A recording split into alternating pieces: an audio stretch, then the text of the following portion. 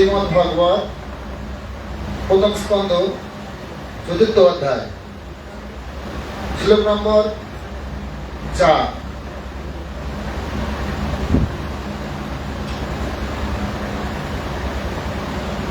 অনুবাদ বলছে, তার ব্যাসদেবের পুত্র ছিলেন এক মহান ভক্ত, এক অদিতির তত্ত্বজ্ঞানী, এবং তার চিত্ত ছিল সর্বদাই পরমার্থ সাধনের একাগ্র। তিনি সব রকম জড়জাগতিক কার্যকলাপের উদ্দেগ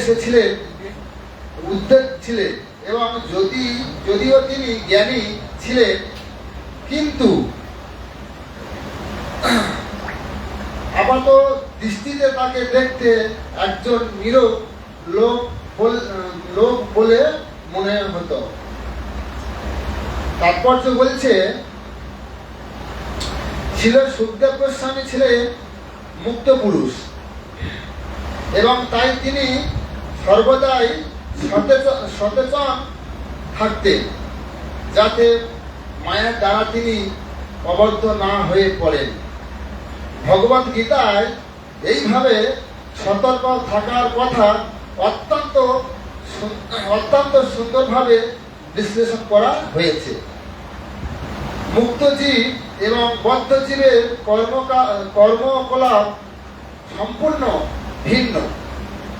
ভিন্ন ধরনের। মুক্তজীবেরা সর্বদাই পারমার্থিক উদ্দেশ্য সাধনের প্রগতিশীল পথে যুক্ত থাকে, যা জীবেদের কাছে স্বপ্নের মতো অসিক বলে প্রতিভাব হয়। বদ্ধজীবেরা মুক্তজীবেদের অপ্রাকৃত কার্যকলাপের কথা কল্পনাও করতে পারে না। বদ্ধজীবেরা যখন পারমার্থিক কার্যকলাপের স্বপ্ন দেখে, মুক্তজীবেরা তখন সম্পূর্ণ রূপে জাগরিত। তেমনই মুক্তজীবেদের কাজ বদ্ধ জীবদের কার্যকলাপ সম্পর্কে সম্পের মতো। বদ্ধজীব এবং মুক্তজীবের আপাত দুটিতে এই স্তরে অধিষ্ঠিত বলে মনে হয়, কিন্তু প্রকৃতপক্ষে তাদের কার্যকলাপ ভিন্ন। বদ্ধজীবেদের চিত্তবৃত্তি সর্বদা ইন্দ্রিয় সুখভোগের চিন্তায় মগ্ন। পক্ষান্তরে মুক্তজীবেরা সর্বদাই পরমার্থ সাধনের তৎপর। বদ্ধজীবেরা সর্বদাই জড় বিষয়ের আসক্ত, আর মুক্তজীব জড় বিষয়ের প্রতি পূর্ণভাবে উদাসীন। এই পার্থক্য পরবর্তী শ্লোকে বিশ্লেষণ করা হয়েছে।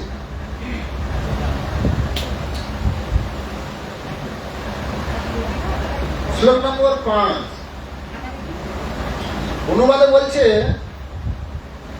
ছিল ব্যাসদেব যখন তার পুত্রের অনুসরণ করছিলেন, তখন নগ্ন অবস্থায় প্রাণনতা সুন্দরী যুবতীরা, যারা ব্যাসদেবের নগ্ন যুবক পুত্রকে দেখতে কোন রকম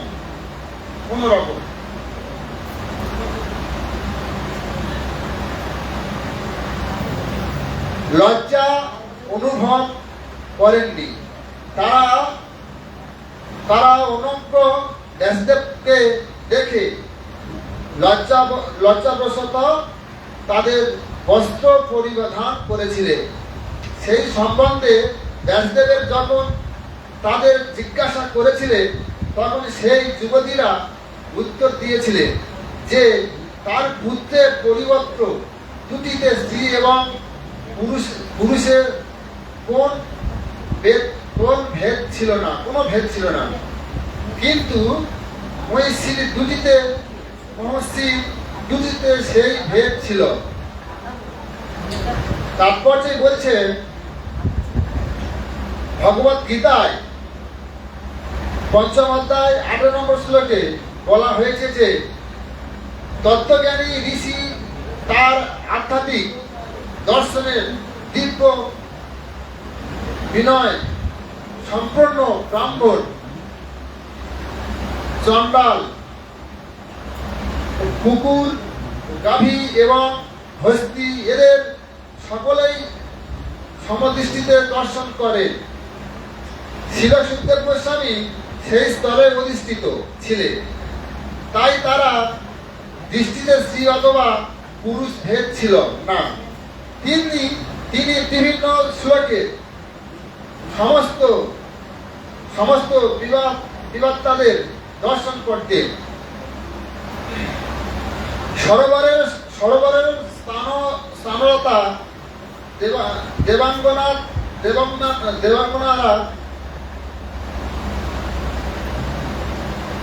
দেবাঙ্গনারা মানুষের আচরণ দেখতে তাদের মনোভাব বুঝতে পারতেন। ঠিক যেমন একটি শিশুকে দেখে বোঝা যায় যে কত সরল। সুখদেব গোস্বামী ছিলেন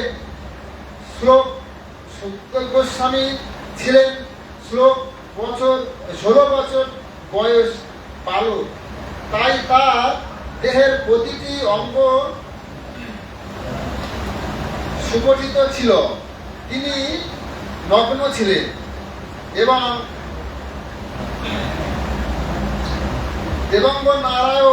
দেবাঙ্গনারাও নগ্ন ছিলেন। কিন্তু যেহেতু সুখদেব গোস্বামীর চিত্তে কামনা ভাবে লেশমাত্র ছিল না, তাই তারা আচরণ ছিল অত্যন্ত সরল।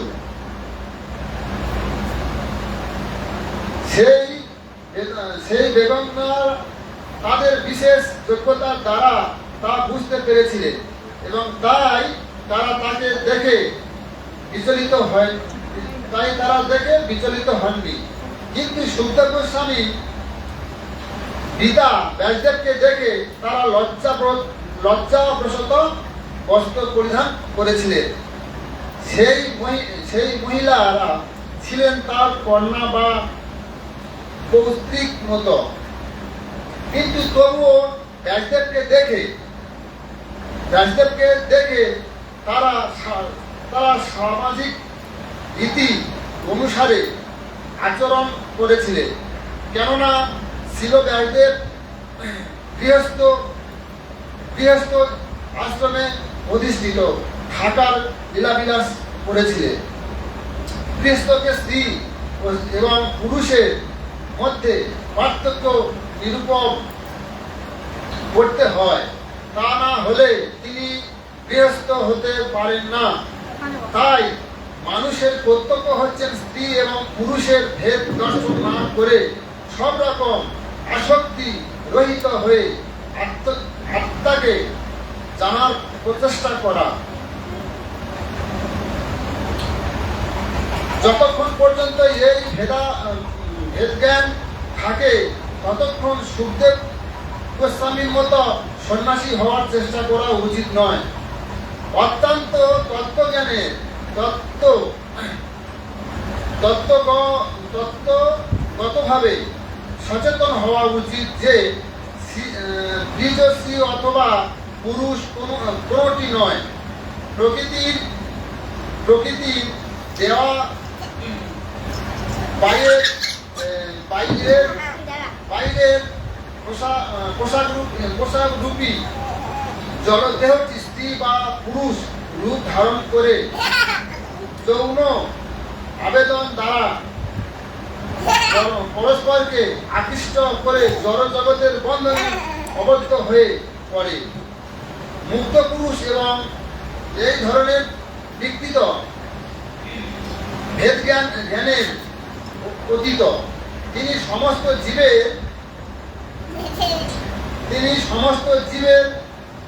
জীবের প্রতি সমদৃষ্ট সম্পূর্ণ। তার দৃষ্টিতে কখনো কখনো ভেদ জ্ঞান নেই। এই আধ্যাত্মিক দৃষ্টি পূর্ণতা লাভ হয় মুক্ত অবস্থায়, এবং শিল সুখদেব গোস্বামী সেই স্তরে অধিষ্ঠিত ছিলেন। শিল ব্যাসদেবও ছিলেন চিন্ময় স্তরে অধিষ্ঠিত ছিলেন, কিন্তু যেহেতু তিনি গৃহস্থ জীবনযাপন করেছিলেন, তাই প্রচলিত রীতি অনুসারে সন্ন্যাসীর মতো আচরণ করেছিলেন। তাই না, সন্ন্যাসীদের মতো আচরণ করেন।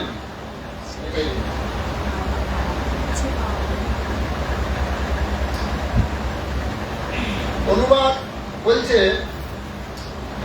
6 নম্বর শ্লোক।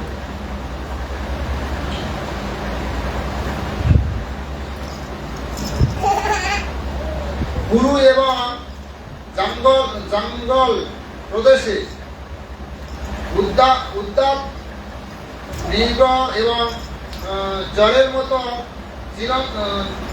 মতো বিচরণ করেন তিনি। যখন হস্তিনাপুর আধুনিক দিল্লি নগরে প্রবেশ করলেন, তখন পুরবাসীরা ব্যাসদেবের তনয় শিল সুখদেব গোস্বামীকে কিভাবে চিনতে পারলেন? তারপর যে বলছে, আধুনিক দিল্লি নগরী পূর্বে হস্তিনাপুর নামে পরিচিত ছিল, কেননা মহারাজ হস্তি সেই নগর প্রতিষ্ঠা করেছিলেন। সুখদেব গোস্বামী তার বিদ্যালয় পরিত্যাগ করার পর উদ্দাদের মতো ইতস্তত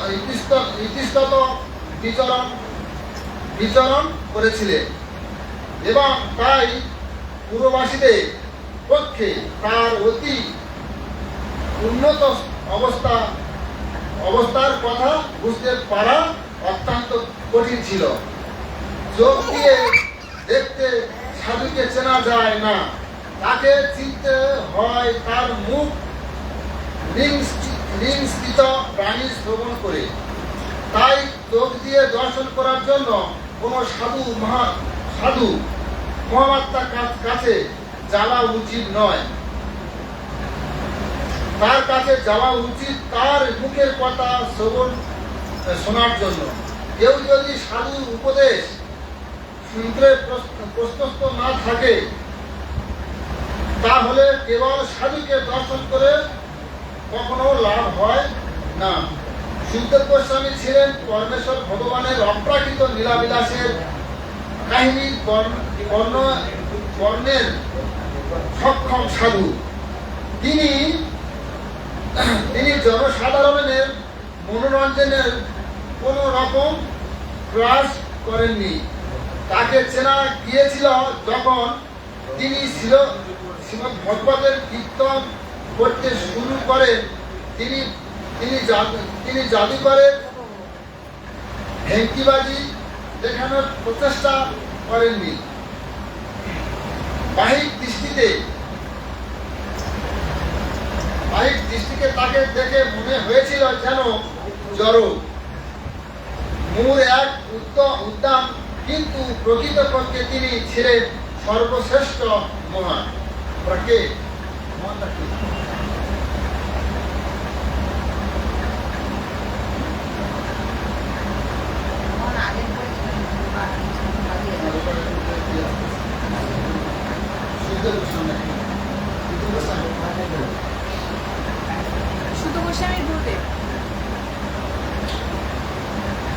অনুবাদ বলছে শ্লোক নম্বর 7।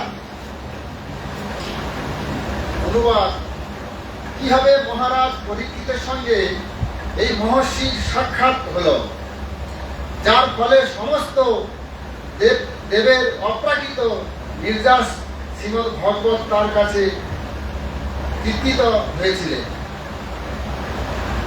তাৎপর্য বলছে, শ্রীমদ্ ভগবতকে এখানে সমস্ত বেদের নির্যাস বলে বর্ণনা করা হয়েছে। শ্রীমদ্ ভগবত কোন কোনো মন গড়া অলিক কল্পনা নয়, যা কখনো কখনো অল্প অল্প অল্প মানুষেরা, অল্প জ্ঞানের মানুষেরা মনে করে থাকে, তাকে বলা হয় শুদ্ধ। সংহিতা অথবা মহিষী সুখদেব গোস্বামীর মুখ নিয়ন্ত্রিত বৈদিক মন্ত্র।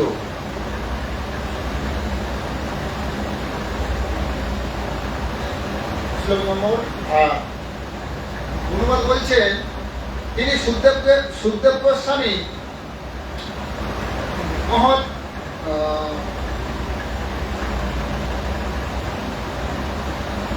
গতহন কাল পর্যন্ত গৃহ মেদিদের দুরায়ে অবস্থায় করতেন, এবং তিনি তা করতেন কেবল তাদের গৃহকে পবিত্র করার জন্য।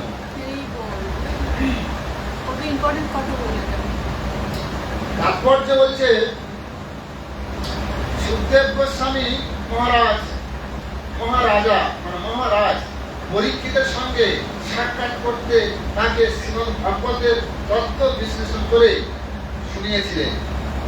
তিনি কোন গৃহস্থের গৃহে আধা ঘন্টার বেশি গতহন করার জন্য যতটুকু সময় লাগে অবস্থান করতেন না, এবং তিনি ভাগ্যবান গৃহীদের কাছ থেকে ভিক্ষা গ্রহণ করতেন। তা তিনি করতেন তার পবিত্র উপস্থিতির দ্বারা তাদের গৃহকে পবিত্র করার জন্য। তাই সুখদেব গোস্বামী হচ্ছেন অপ্রাকৃত স্তরের অধিষ্ঠিত আদর্শ প্রচারক, যারা সন্ন্যাস আশ্রম গ্রহণ করেছেন এবং ভগবানের বাণী প্রচার করার ব্রত গ্রহণ করেছেন। সুখদেব গোস্বামী আচরণ গৃহে তাদের করণীয় আর কিছু। সুখদেব গোস্বামীর আচরণ থেকে তাদের এই শিক্ষা লাভ করা উচিত যে দীপ জ্ঞান দান করা ছাড়া গৃহস্থদের গৃহে তাদের করণীয় আর কিছু নেই। তাদের গৃহকে পবিত্র করার উদ্দেশ্যই কেবল তাদের কখনোই গৃহস্থদের জাগতিক ঐশ্বর্যের চক্রান্তিত দর্শন করে মোহিত হওয়া উচিত নয়, এবং এইভাবে বিষয়ীদের অনুগত হয়ে পড়া উচিত নয়। যিনি সন্ন্যাস আশ্রম গ্রহণ করেছেন তার পক্ষে তার বিষপান করা অথবা আত্মহত্যা করা সমতুল্য।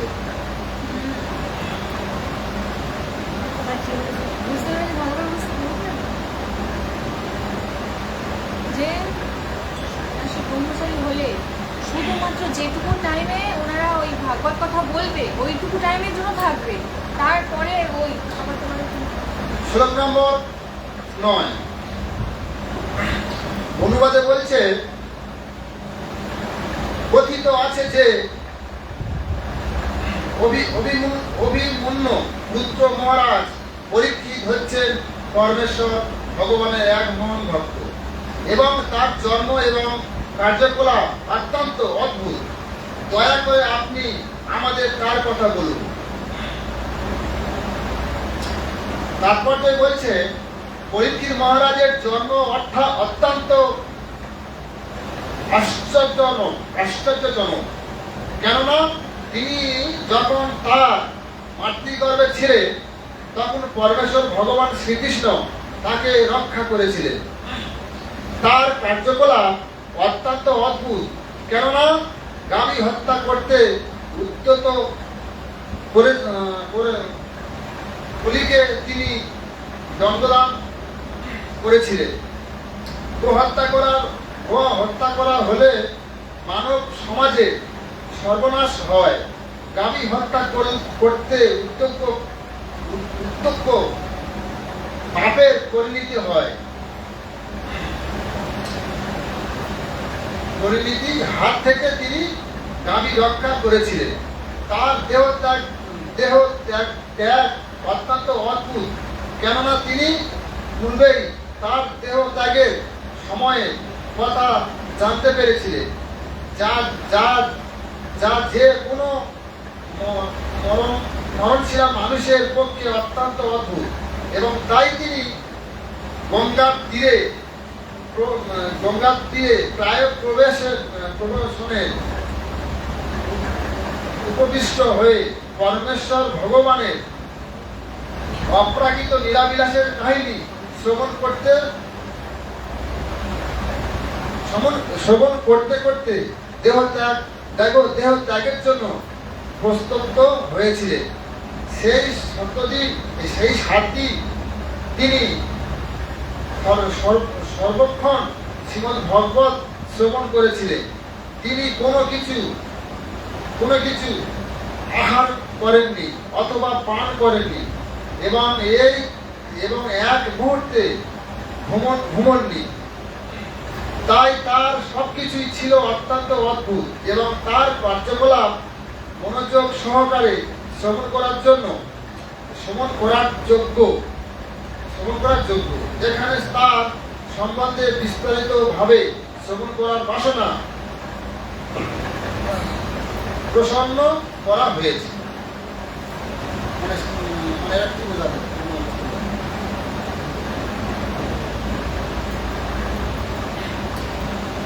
শ্লোক নম্বর 10 অনুবাদ বলছেন, তিনি ছিলেন এক মহান সম্রাট।